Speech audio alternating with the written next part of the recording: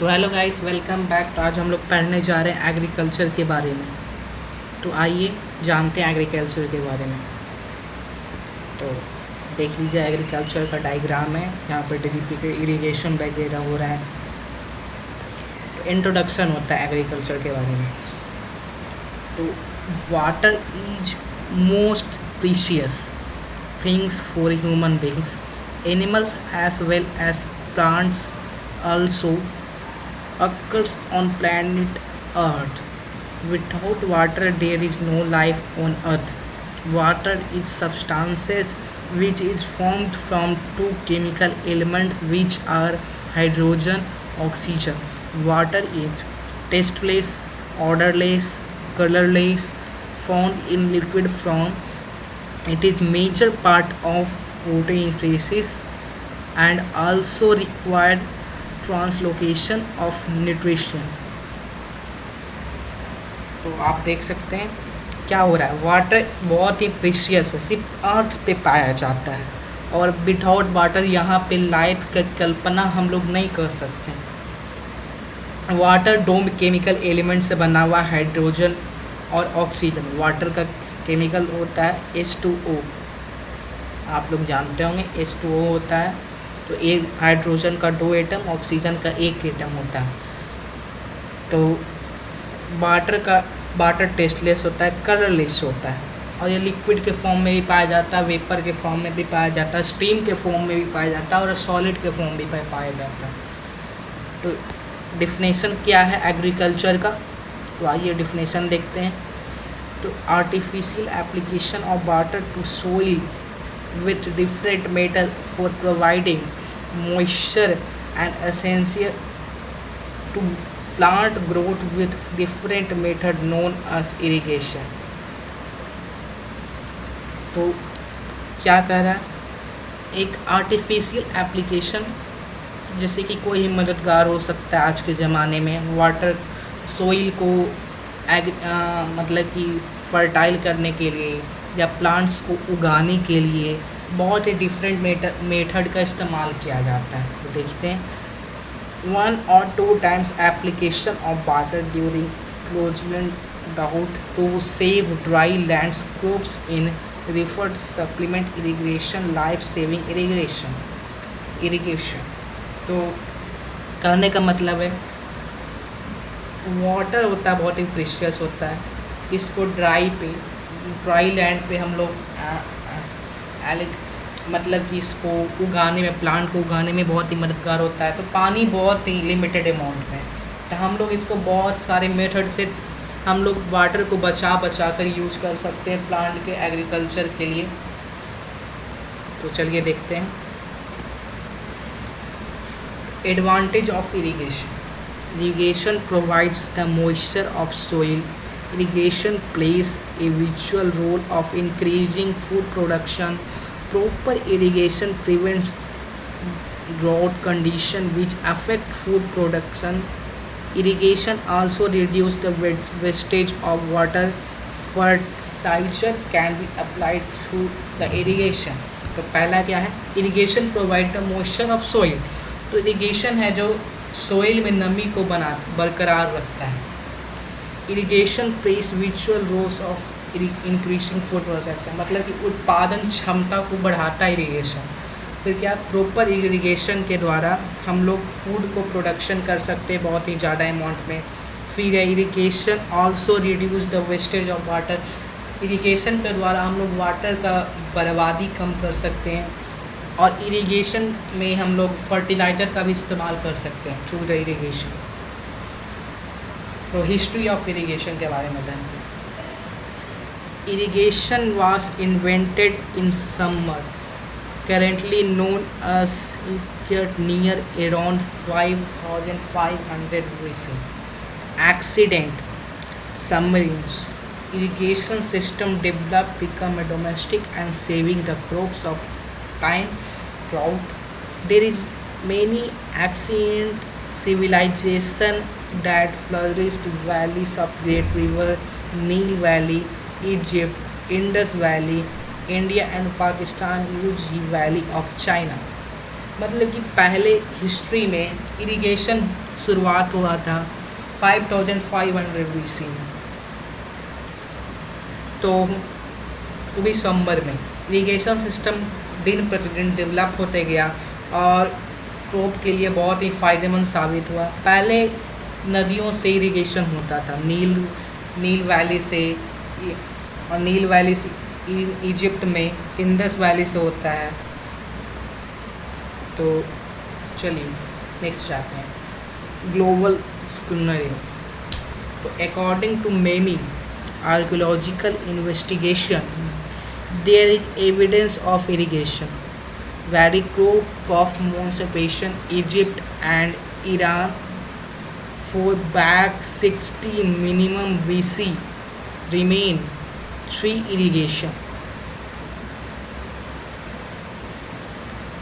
irrigation canal. Radiocarbon found archaeologists dated from 4th millennium BC, 3rd millennium BC and 9th century BC। तो archaeological investigation के हिसाब से 6th millennium BC Egypt और Iran में 3 irrigation कनाल मिला है, मतलब कि एक बड़ा सा नाला टाइप का मिला है, उसमें रेडियो कार्बन भी मिला है। और आर्कियोलॉजिस्ट डेट दिए हैं 4th मिलीनियम BC और 3rd मिलीनियम BC इन 9th सेंचुरी में।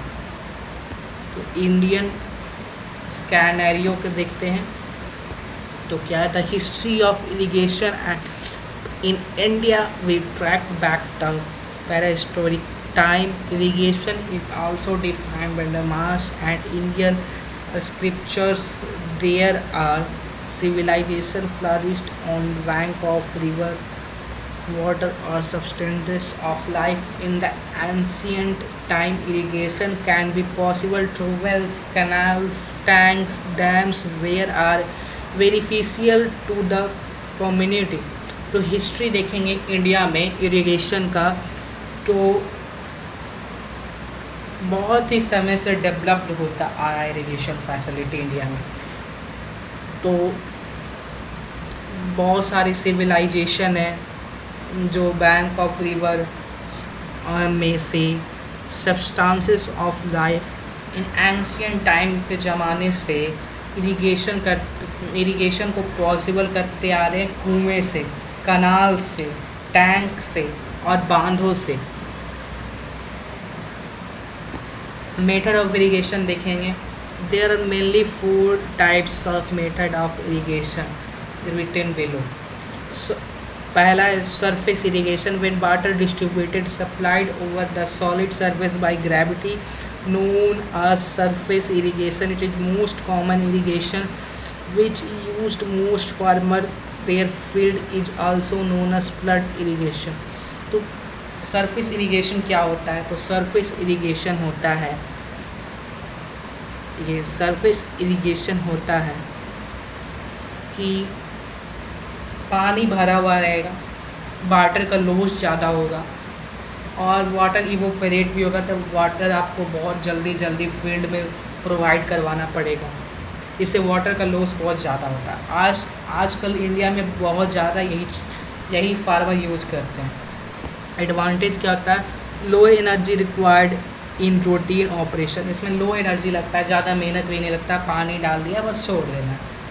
तो नेक्स्ट चलते हैं, this type of irrigation technique can be develop farmer level minimum investment. इसमें पैसे की खर्च भी बहुत कम होते, they are less affected climate and water quality characteristics. इसमें मेहनत कम लगता है, क्लाइमेट पे भी निर्भर रहता है ना, बारिश कब होगी, वाटर क्वालिटी पे भी निर्भर करता है।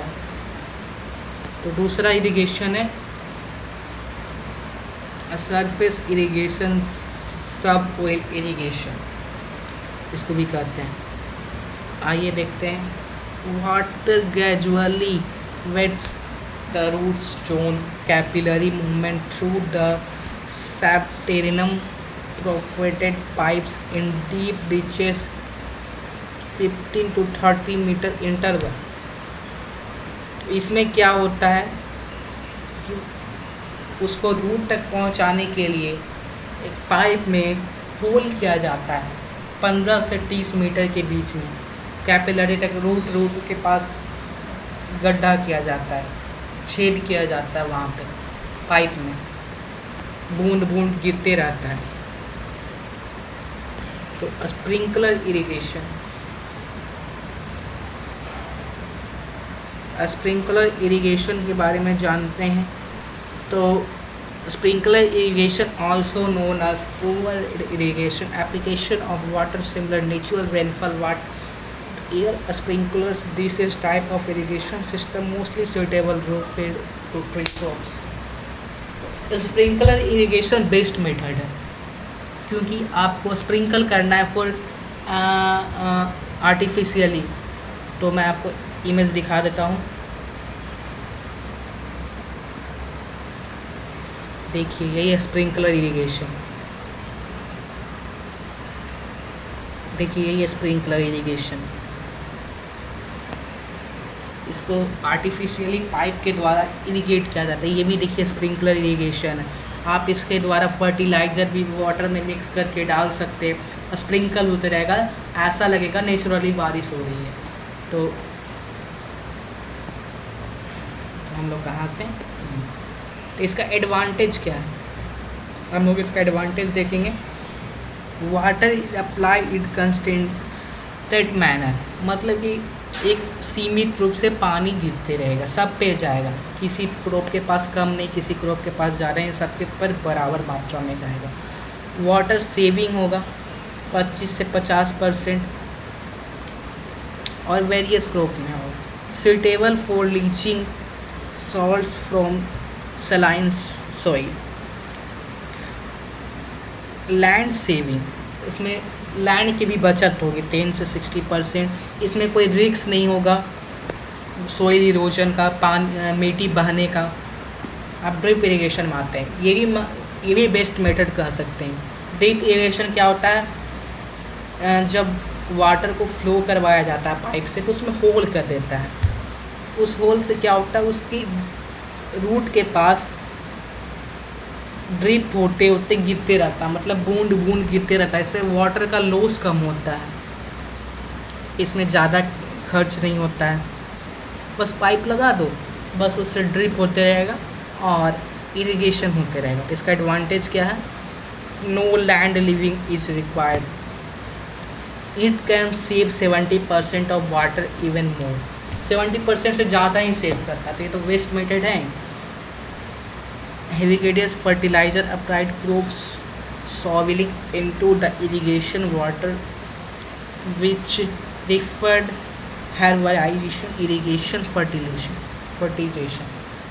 तो आप इसके द्वारा फर्टिलाइज भी कर सकते हैं, उस पाइप में फर्टिलाइज़र इस्तेमाल कर सकते, जिससे ड्रॉप सिर्फ रूट के पास ही गिरेगा और वाटर का लॉस बहुत ही ज़्यादा कम हो जाएगा। तो ठीक है, आज के लिए thank you, have a nice day and